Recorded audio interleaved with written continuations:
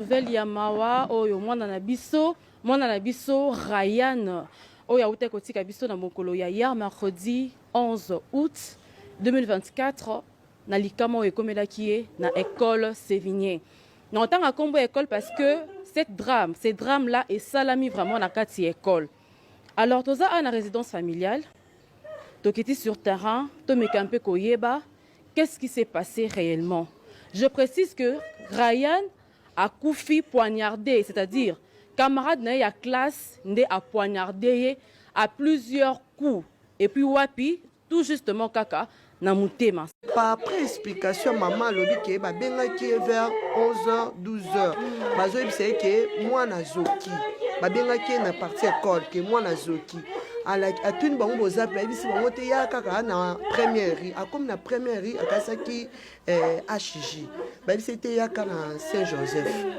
Kokoma comme na Saint-Joseph akuti mwana na kati hémorragie tuni bango bo transférer biso soki ya moyen ezata zo bonde la bango de façon to te pesa mon ambulance to kene habite nga na zana mutuka to mema mwana donc esali biso pasi donc to lobaki rien na kufeli na AJ donc HJ te na Saint-Joseph.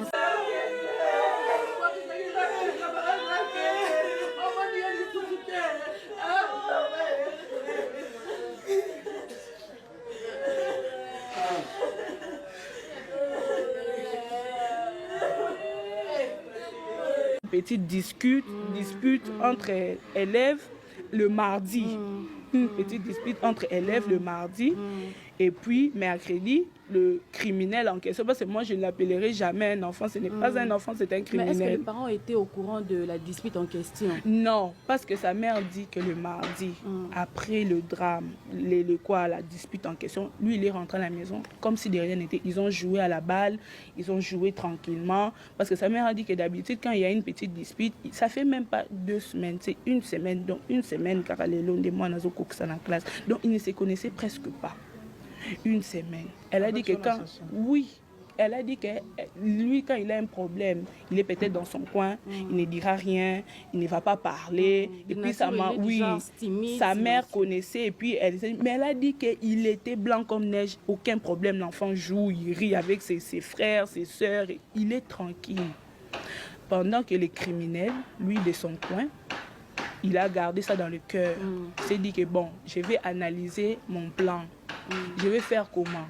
Parce que si on va prendre l'effet que c'était une petite bagarre entre élèves, ça ne va pas marcher. C'est un criminel, c'est un psychopathe cet enfant. Il s'est dit quoi?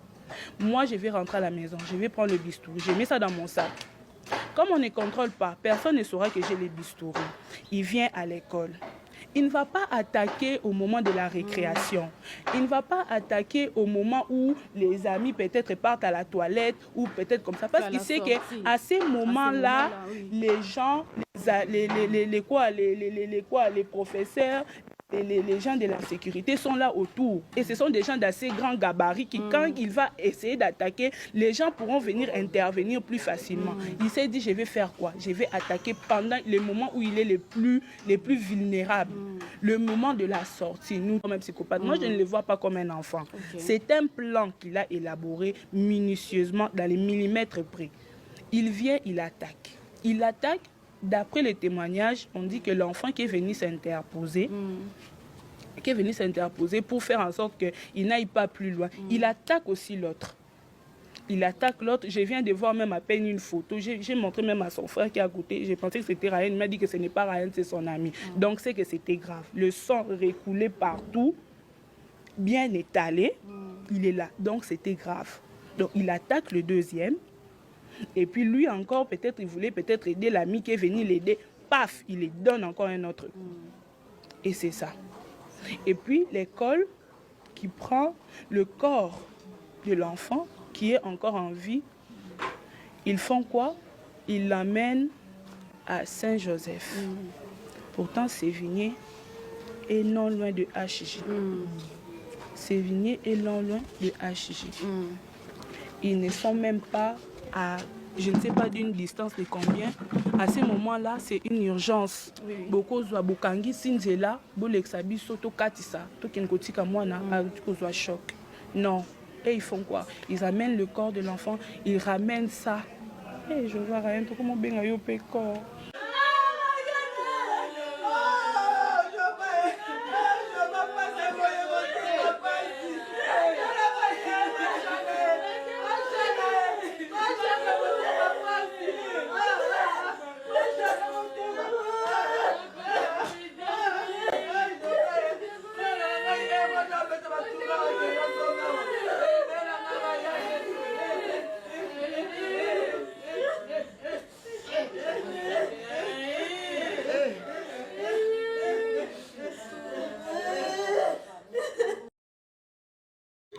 Oui, bonjour, bonsoir, chers fidèles téléspectateurs. Ça dépend à l'heure à laquelle que vous nous suivez.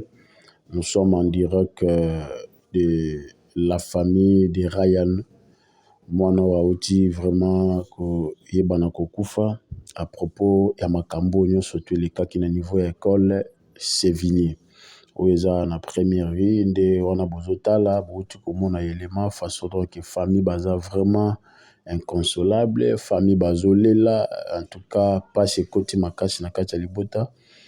C'est quelque chose eza pe eloko moto asuyetaka te, eza pe eloko moto apansaka na yango te. Mama atindaki mwana classe ayebi kaka ake classe ayebana kozonga ndenge azongaka comme d'habitude parce que wana ezalaki semaine na ye donc esengela akokisa une semaine na ye na classe ndenge rentrée scolaire esalemaki. Mais fort malheureusement vraiment komona ke mwana ayeba vraiment na kokufa kaka boye ake kaka boye na pete nyonso tout mwana akei mpo moninga na ye ayebaki na kocubacuba ye bambeli eloko azalaki nango wana akotisi yango donc na des autres et en plus plusieurs fois nde eke koperfore voire même ata motema soki etushaki ata place mosusu mais peut-être nde mwana alingaki un peu azala sauvé pe alingaki azala lisusu na bomoi mais ekendaki kotushi na motema pe atubi yango bambala ebele. Vous savez bien que le cœur est tellement sensible eza mpenza esika oyo basakanaka na yango te nde yango wana esali ke mwana akufi atiki biso nde tozomona biso nyonso tu façon famille vraiment bazolela famille baza na pasi. Mais la question oyo toza se poser un peu sur cette affaire eza ke ntango école emoni makambo ezosalema bongo parce que bana bazalaki no wana esalami na kati école et non à l'extérieur de l'école mais à l'intérieur de l'école pendant que bakonzi ya école baza wana badirecteur les enseignants bazalaki wana baza wana ti bana bakomi na niveau ya kobunda ti mwana wana oyo ya meti oyo azwa ayebana kocuba bambeli wana plusieurs fois epa na moninga ntango acubi yango plusieurs fois estce bango bazalaki alerte te ke mabe moko ekomi parce que soki eza première fois eke bango bayaki koréagir to école eyaki mpo eyebana kosala réaction to kostoppe nini wana drame wana mais mwana peut-être alingaki azala sauvé peut-être eloko wana elingaki ekende okota ntina motema te mais eloko nini esali ke bacubi ye plusieurs fois pendant que bakonzi ya école mpe bazalaki nano wana bango nyonso bazalaki wana mais ekomi ntina niveau ya kocuba ye bambala ebele acubi tie ya kotouche na motema. Vous savez, en tout cas, ça fait très mal parce que sur cette affaire, l'école aussi a sa part de responsabilité. L'école a sa part de responsabilité parce que l'école est là pour veiller na makambo etali l'éducation ya bana, ko contrôler bana, ko sécuriser bana, ko tala les mouvements que les enfants, soit les élèves vont poser comme acte, tout ça. L'école est censée faire ce travail-là parce que tango tozwa ka kotika bana na niveau école eza po ete école bana ko landela ba geste nyonso bana bazosala ba mouvement nyonso tout bana bazosala école musala efe sala yango wana. Mais ndenge nini mwana komaki tina niveau o bayebana kocuba yango plusieurs fois ti mwana koma na niveau ya kokufa pe eloko mosusu ezokamwisa hôpital ACJ ezaka wana pembeni ka na première wana nini o empêchaki ke bayebana komema mwana na hôpital ACJ au lieu bakende se retrouver ti na niveau ya Saint-Joseph. Est-ce que ceux qui bakotaki na ACJ rapidement nini o peut-être balingaki basala mieux balinga basala plus mieux. On allait peut-être trouver une solution plus vite que possible pendant que bazaka wana en diagonale wana dona HJ. Mais bango bake mbala moko tina niveau à Saint-Joseph et yebi susu na komema susu eloko ekomi moulayi donc eloko balinga basala na HJ d'une manière rapide pour stopper soit hémorragie wana et tout consort mais bino bopesi susu temps ekomi moulayi kokende lango tina niveau à Saint-Joseph tala siko mama tanga komi na Saint-Joseph kuna école babenge ke au moins na zoki donc bango ba simplifier na bango bango babi mwana zoki nde mama tanga se présenter na niveau ya école oh non tokena azakuna na niveau à Saint-Joseph ni mama est na Saint-Joseph ayabu Saint-Joseph à Lobino pas moyen il faut pas donc wana to zolinga to landa pe oiza intervention ya noko ya mwana o Ryan ndenge abanda ko pesa un peu ba détail ya makambo ndenge esalemaki wana to landa noko na après to continuer tout juste après merci beaucoup. Nous sommes où exactement? Nous sommes dans la commune d'Ormeau, précisément dans les quartiers Bon Marché. C'est l'avenue Jeunesse. C'est ici qu'est resté les petits Ryan qui nous a quittés depuis hier dans la soirée. Puis Ryan étudiait au complexe scolaire de Sévigné, tout précisément au niveau de la première unité. Et ce dernier a été assassiné par son camarade de l'école qui s'est amené dans la salle de classe avec un M bistouri, un objet très tranchant, et alors il lui a percé ça dans les ventricules gauche. Et puis Ryan, le temps qu'on l'amène à l'hôpital, il a succombé au saignement. Il a pu succomber au saignement et beaucoup d'hémorragie. Et en ce moment, le dossier est où au fait en ce moment? Le dossier est au tribunal pour enfants de Matete. Le dossier est encore en instruction. C'est d'ailleurs demain qu'il y aura audience à huis clos entre les deux parties. Jusqu'à présent, la partie du criminel, du présumé criminel, et puis ne s'est pas encore présenté au tribunal. Nous espérons qu'ils pourront se présenter et que les enquêtes seront menées pour que les responsabilités... Nous pouvons voir l'âge du petit, Ryan. Il a 12 ans après, il a 11 ans, mais bientôt là, dans 19 jours, il devrait totaliser 12 ans. 12 ans. Il est en quelle année? Il était en 8e ou deuxième seconde. Deuxième seconde. Oui. Et c'est limité à l'école Madame Le Sévigné, sur première rue industrielle, en diagonale de l'hôpital HJ. Et c'est quoi la version de l'école? Pourquoi cette imprudence au fait? L'école se dédouane de toutes ses responsabilités. Oui. Ils disent qu'ils n'étaient pas au courant. Ils disent qu'il y a eu cette mère là, bien sûr. Mais c'est que je trouve comme un peu une partie de responsabilité que l'école devrait sûrement assumer. L'école Madame Le Sévigné se trouve à 0 mètre de l'hôpital HJ. Du coup, lorsque l'accident est arrivé, avec toute la clameur qu'il y a eu autour de ce qui s'est passé dans les escaliers déjà de l'immeuble de l'école, les directeurs et les responsables de l'école ont amené l'enfant à l'hôpital Saint-Joseph, c'est 14e rue. Dans un tel cas si spécial, pourquoi ne pas amener l'enfant à l'hôpital HJ qui était à 0 mètre, au lieu de l'amener au 14e rue, il est temps pour lui d'arriver avec l'enfant et faire toutes les formalités possibles.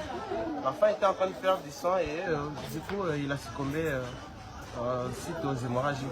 Et un petit conseil pour ceux-là qui sont en train de vous suivre en ce moment, parce que vous avez perdu un être cher. Un neveu, c'est ça, un neveu. Bien évidemment, oui. Les conseils, je les donnerai aux parents. Je vois que ce qui se passe actuellement dans les écoles, les enfants, ils font juste les reflets de ce qu'ils apprennent à partir de la maison. Ils venaient fraîchement de reprendre les cours après le moment de vacances. Donc, quel genre de films les enfants regardent? Et les films qui les incitent toujours à la violence.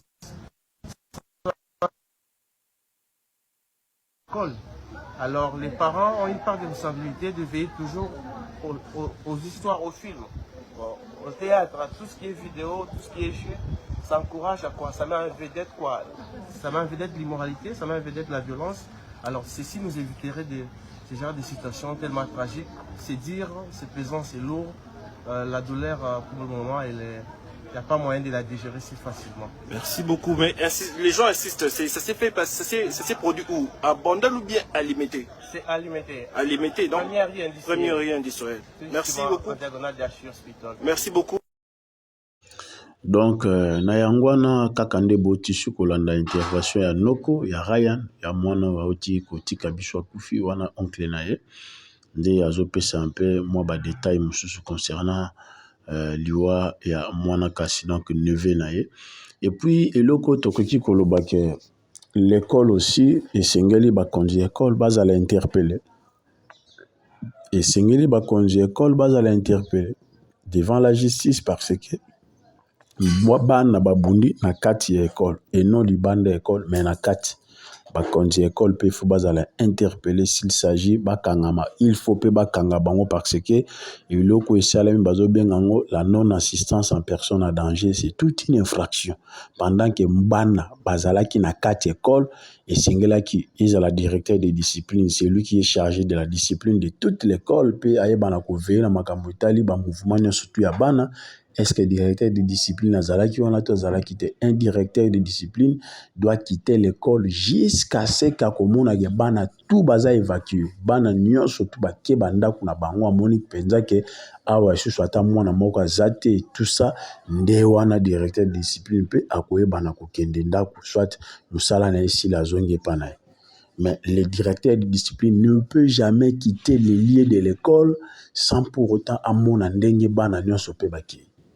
Sikoyo directeur de discipline azalaki wapi bato nyonso bazalaki chargé basurveillant banani tututu bao nyonso tu bazalaki wana ntango événement ezosala to ntango bana bakomaki peut-être kose chamaye mpo bakoma nano avant bakoma nano na niveau no ya kotobola moninga babiloko wana batobolaki bango bazalaki wapi yango bazobenga non assistance en personne à danger. C'est une infraction que ça soit l'école que ça soit mwana ya métier bango nyonso il faut bazala poursuivre na justice pour être justice ayeba na koyeba na kosala musala na ndenge esengeli nde yango wana pour chiter bien aimé tokolobi bana koloba vraiment ba parents esengeli te toyeba na ko veiller pe pona bana na biso que ça soit sur le plan physique et sur le plan spirituel avant nous mwana akende classe to ngonga nyonso tozotinda mwana na classe bondelaka pona mwana yo sambelaka pona parce que la Bible dit dans le livre de Psaume 127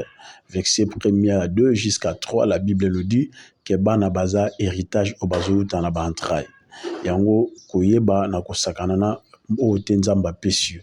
Donc c'est-à-dire il faut que bondela pona bana tango tinda mwana na école bondela pona nzambe batela mwana nga mabe komela ete ndenga ke ndenge pe akoya kozonga. C'est ça par ya responsabilité pe ya ba parents esengeli to sala sur le plan physique ozo contrôler mwana azo kende classe na nini eloko nini eza na kati ya saki na ya kotisi nini tout vous vérifiez tout ça et puis vous laissez l'enfant partir à l'école pe na suka na yango tango akoya ozongo ozomona ke peut-être ba dégâts et que vous allez un peu ya mingi te pour ekomi soki dans ba situation lelo to commune yango. Donc yango wana vraiment ba parents bo sambela pona bana bo bondela pona bana pe bo contrôlaka bana nino bazoki nango na école ezala vraiment malamu mingi nde yango wana toza toujours wana pona kolandela makambo ndenge ezokende lokola affaire ezana na niveau ya justice na parquet ya Matete ezana kuna pona donc na tribunal pour enfants nde tozolandela na makambo ngo tisuka totala ndenge nini ekosukela. En tout cas, pour moi, je vous dis bye bye. Kutani la prochaine numéro pour d'autres actualités. Merci beaucoup.